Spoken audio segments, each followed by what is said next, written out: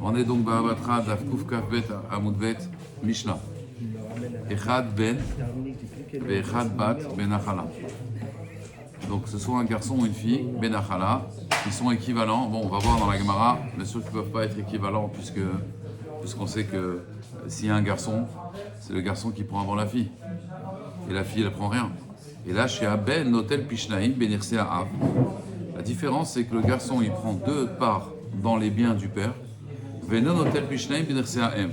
Mais il ne prend pas double part dans les biens de la mère. Ça veut dire, le Bechor, quand le père décède, il prend double part. Mais si la mère a un héritage, la mère décède, le mari n'est pas là, bien sûr, parce que c'est le mari qui hérite la femme en premier. L'enfant n'a pas, le Bechor n'a pas Pishnaim, n'a pas double part dans les héritages de la mère. C'est que dans le père. Ve'abanot nizonot minirsea av, ve'na nizonot minirsea em. Alors qu'est-ce qui se passe? Les filles, le papa il meurt.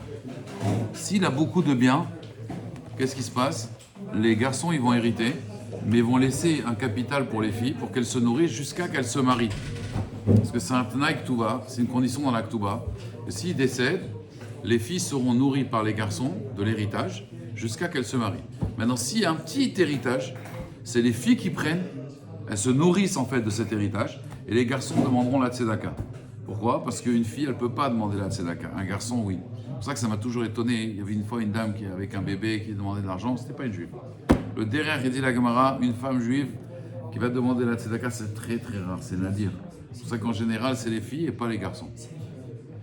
Si elle est veuve, oui, ça peut arriver, mais c'est rare en général. Là, on parle de toute façon des orphelines. Donc on dit une orpheline, c'est les orphelins qui vont demander, pas l'orpheline. Donc elle prendra le capital à ce moment-là dans des cas pareils. Et c'est combien le petit héritage? Venan isoni minersea M. Mais par contre, si c'est la maman qui décide, alors ça la Gemara elle va évaluer. Mais si maintenant c'est la maman qui décède, là par contre les enfants ils ont l'héritage et les filles n'ont rien. Tout ça c'est que dans le père. Pourquoi? Parce que la maman, elle a pas de Tnaïk Touba. C'est que le mari qui a un Tnaïk Touba. Vous comprenez? C'est que le mari qui a mis une assurance sur sa femme. Sa femme, elle passe sur les filles. Oui, mais ça c'est dans les biens de ses filles, à lui. Il a fait une Ktuba, mais elle, la femme, elle ne doit rien. Donc si elle décède, c'est les enfants qui prennent. Et ils ne donnent rien aux filles. Alors, on met à Gemara, Ma yechad ben vechad bat ben achala. Encore une fois, je parle des filles qui sont célibataires. Quand les filles, elles sont mariées, c'est fini. Il y a un garçon, même pas elles existent, les filles. Si la fille, elle est orpheline et que personne ne va la nourrir, elle n'est pas mariée, là, à ce moment-là, il y a cette Mishnah-là, vous comprenez? Mais si elle est mariée, elle a son mari, et maintenant elle a des frères, le papa décède et elle veut l'héritage, je lui dis, madame, tu n'as rien. Donc si on se trouve un arrangement, déjà, sois contente. Parce que normalement, tu n'as rien du tout. Hein, vous vous rappelez? Alors, on met à Gemara, Ma echad ben ve'echad bat lenachala. Qu'est-ce que ça veut dire que le fils et la fille sont équivalents? Ilama, si tu dis des yarta, qui a dadé, si tu dis qu'ils héritent en même temps, on a dit le garçon et la fille sont équivalents dans l'héritage. Si tu dis qu'ils héritent en même temps, c'est pas possible. Apnan, ben kodem lebat, on a dit un fils, il est avant la fille.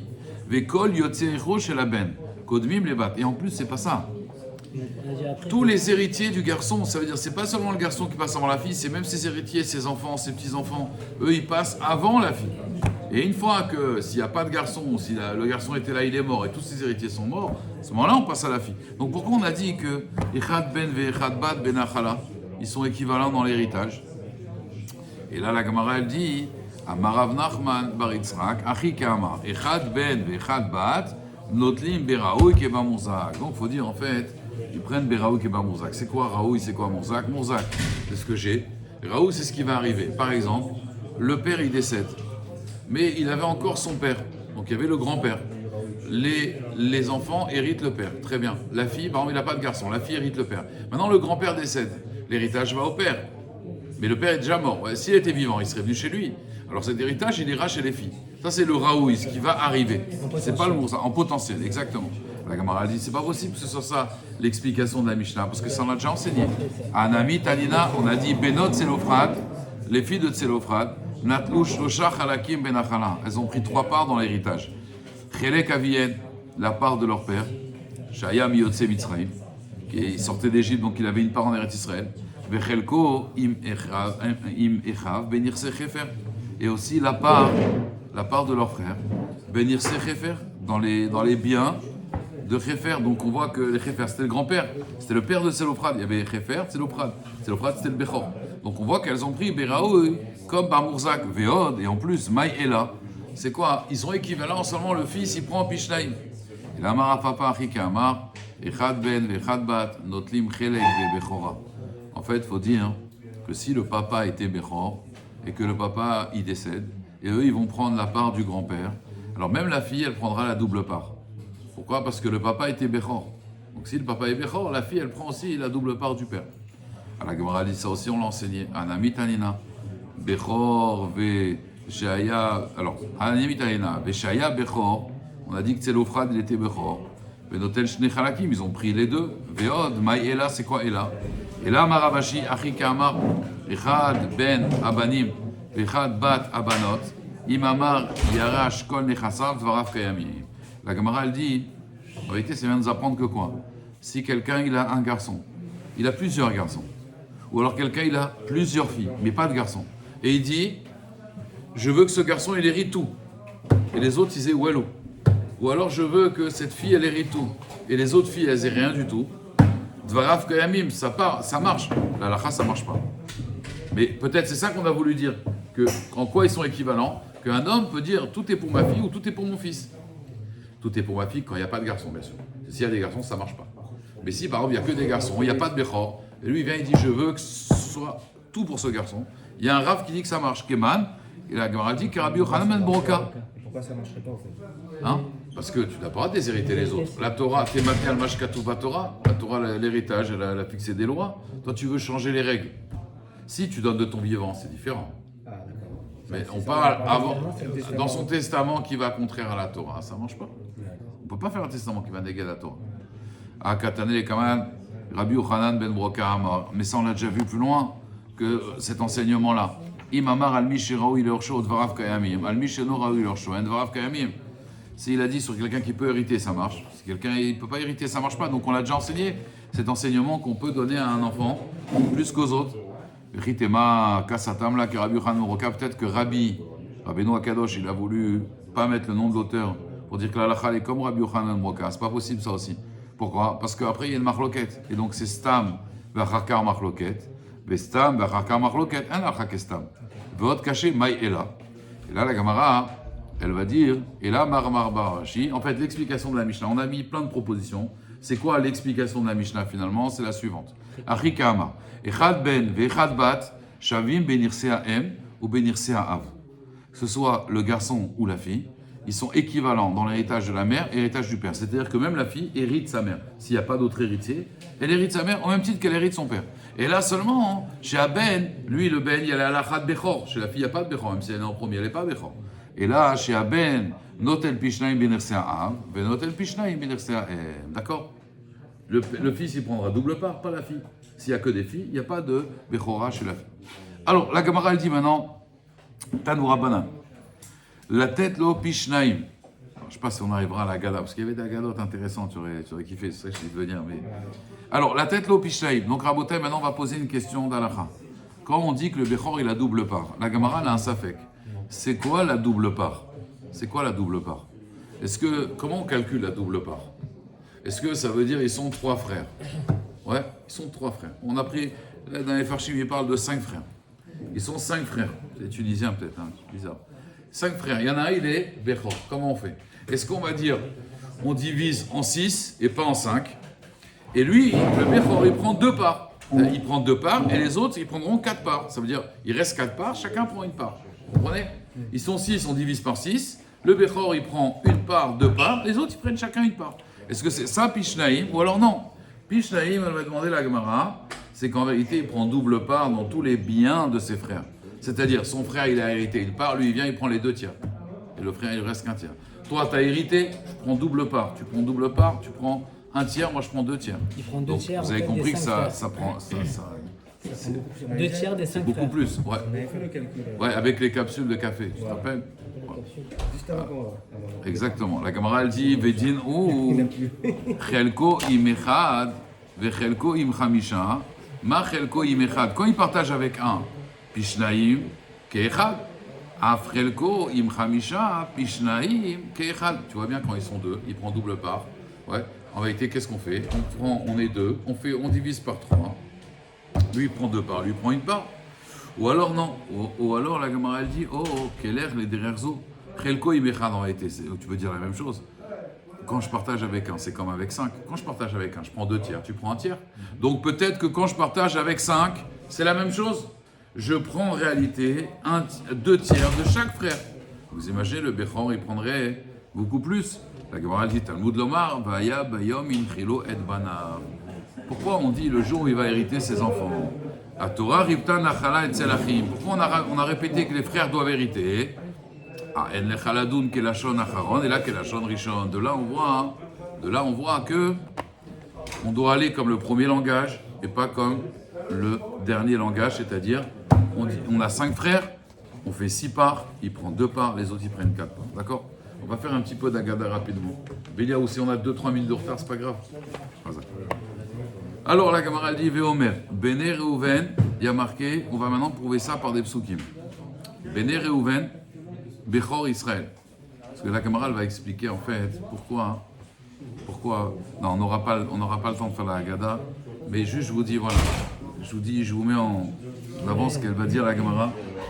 La Gemara elle va dire pourquoi Reuven il a perdu la Bechora, ouais.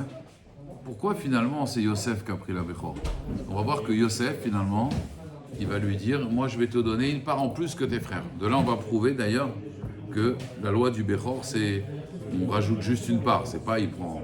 Pourquoi Bémet, Reuven il a perdu la Bechora? Parce d'abord il a vendu son frère. Reuven, bon c'est les frères qui l'ont vendu. Reuven d'Afka, Yatzilou Meyadam, Reuven. Pourquoi vous avez dit Reuven a perdu sa Bechora? Ouais, pourquoi il a perdu? Mais justement. Une raison, pas ça. Au contraire, Yatzilou Meyadam, vous savez pourquoi on l'appelait Reuven? Léa l'a dit, regarde mon fils, il n'est pas comme Esav là. Que lui, il lui a pris la Bechora Yosef et pourtant il a voulu le sauver. Alors qu'est-ce qu'on lui reproche à Reuven? Ouais, qu'est-ce qu'on lui reproche à Reuven? Non, c'est marqué dans la Torah. Lui, il aurait dû protéger son frère. Non, qu'est-ce qu'on reproche à Reuven dans la Torah? Avec Voilà, il a perturbé la la couche de son père, Razak. Maintenant, la Gemara, elle va dire oui, mais pourquoi c'est Yosef qui prend la Bechora? Attendez, après Reuven, il y a qui? Il y a Shimon. Donc on aurait dû donner l'héritage à qui? À Shimon. La première marchava qu'il a eu Yaakov, c'était pour Yosef. Alors la Gemara, ça c'est... C'est Zohar. Bon, là on est déjà dans le Zohar. La Gemara, c'est vrai, vous avez raison. Mais la Gemara, regardez comment... Chaque fois, de toute façon, le Pshat, le Drash, le Sod, ça doit être dans le même étage. Au niveau du Pshat, on te dit en réalité, Yosef aurait dû être le Bechor, parce qu'il devait se marier avec Rachel. Mais Léa... Elle a demandé de la rachamim, Léa. Elle a pleuré. Et Léa Rakot. Elle a pleuré pour pas se marier avec Essa parce que les gens disaient, on va dans la Gemara, les gens disaient le grand avec la grande, le petit avec la petite. Et elle a pleuré. Et elle a pleuré. Comme elle a pleuré, Kidma Ota Berachamim. Donc, Reuven, c'est devenu le Bechor. D'accord? Et là, Besrout, elle dit la Gemara. Alors pourquoi Yosef, il a récupéré? Besrout Sniout Shaita Berachel, elle a récupéré la Bechora. Besrout Sniout, quel Sniout? Masra et Asimanim Lelea. En quoi vous voyez de la Sniout ici? Masra Simanim Lelea. Il y a une Sniout ici. Vous voyez de la Sniout ici? Sniout pour moi, c'est jupe longue, robe longue, je sais pas, on n'a pas vu. La tsniout. Alors voilà, en fait, il y a un passage qui dit Veitzna im Hashem Elokecha lalechet im Hashem Elokecha. Il faut aller dans les chemins d'Hachem avec tsniout. Pas se vanter de ses maasim tovim. Rachel, écoutez bien, elle aurait pu dire à Léa, écoute, c'était quoi les simanim? On a vu, c'était Léa Lachot, Chala, Nida, Adlakat Taner. Jacob, il lui a appris à Rachel, il ne l'a pas appris à Léa. Maintenant, Rachel, elle est venue, elle n'a pas dit à Léa, regarde les simanim. Tu sais, c'est quoi la preuve? C'est qu'à un moment, quand il y avait les doudaïm de Reuven, elle lui a dit, tu peux me donner des doudaïm? Léa lui a dit quoi? Déjà, tu m'as pris mon mari, et en plus, tu veux prendre mes fruits. Rachel, elle aurait pu dire, quoi? Je t'ai pris ton mari? C'est toi qui me l'as pris, Bichlal. Il ne voulait pas de toi. En fait, écoutez bien.